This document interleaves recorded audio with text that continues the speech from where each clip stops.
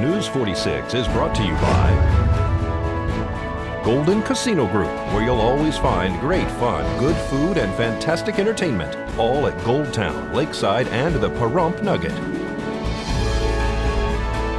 News is also brought to you by J.K. Nelson Law. Call 727-9900 today for your free consultation. If you need a lawyer, you need Nelson.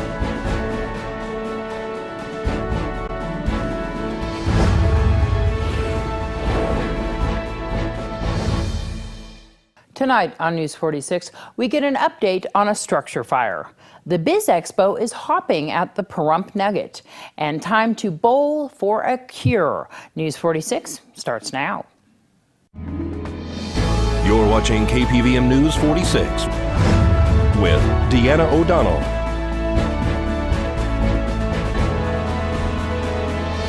News 46, local coverage you can count on. Good evening. It's Friday, April 29th, 2016. I'm Deanna O'Donnell for News 46.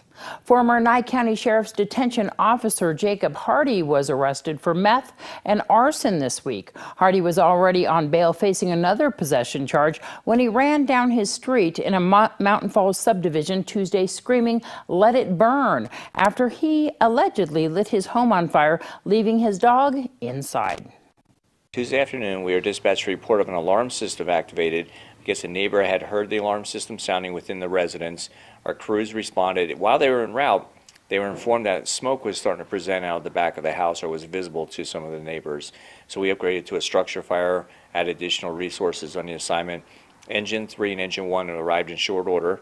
They completed a 360 size of what we call a risk assessment and seen size up. And when they did, they found that several windows were broken out of the back of the house and that smoke was emanating from those open windows. They made entryway after establishing a water supply at the hydrant, which was right out front of the house. When they got inside the house, they found that there was a room and contents fire. They quickly extinguished that. They were doing what we call a primary and secondary search, looking for any additional occupants. Other than the dog that they found in the living room and safely removed, there were no other occupants. However, they noted the condition within the structure was suspect in nature. They requested me to the scene. I in turn did a quick review with them and then requested a deputy state fire marshal for an investigation for a suspect fire. And so, were the windows broken out by the fire or by an occupant? Do you know? It's part of the investigation, but it appeared from our review that it occurred prior to the fire. And then, did you see any things that were suspect in there? Because we know that there's been an arrest in this case, that the person is on methamphetamine. Yeah, but the indicators to us were clear that there was a number of different pieces of evidence that would suggest that the fire was suspect in nature. Thus, the request for the deputy state fire marshal, who did in fact respond and completed a site investigation with some of our crews from Engine 1. Is that home still livable at this point? Is there any other residents that are in there? There are no other occupants that we're aware of, and while we did not deem it untenable, they in fact are probably not going to be residing there anytime soon. The Pahrump Valley Chamber of Commerce Biz Expo is continuing tomorrow at the Pahrump Nugget. Ryan Muccio explains. We're super excited. We have 60 vendors, I believe is the final count this year. Businesses, anything from healthcare to banking to insurance, pet services, you name it, they're here. It's popping in here. It is. It's hopping. We did a lot of advertising this year. We advertised in the Over the Hump. We were out on the new sign that the Nugget has. I think that really helped. Lots of signage, newspaper advertising. So, one way or the other, people saw that. And of course, KPVM and the radio station as well. So KA's. And KA's, yes. That's great. It really seems to have helped a lot, especially even the advertising that you guys seem to have done way prior to the event. We did, yeah. We've started planning this about 6 months ago, and the advertising started about 2 months ago with different mediums.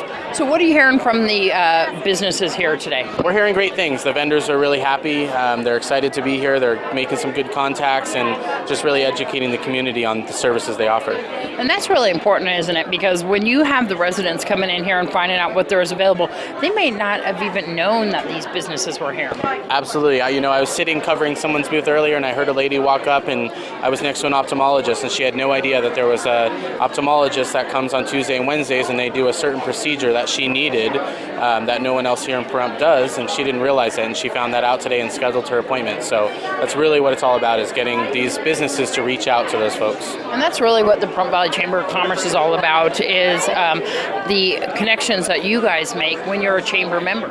Absolutely, yes. Chamber members have various opportunities to get their name out through our various events and our mixers that we hold and our luncheons. And it's really our job is to get their word out and help them promote themselves. And so there's regular luncheons, regular mixers. How can you find out more about the Pahrump Valley Chamber of Commerce? Absolutely. Go to PahrumpChamber.com or give us a call or visit us. We're on the second story of the Nevada State Bank.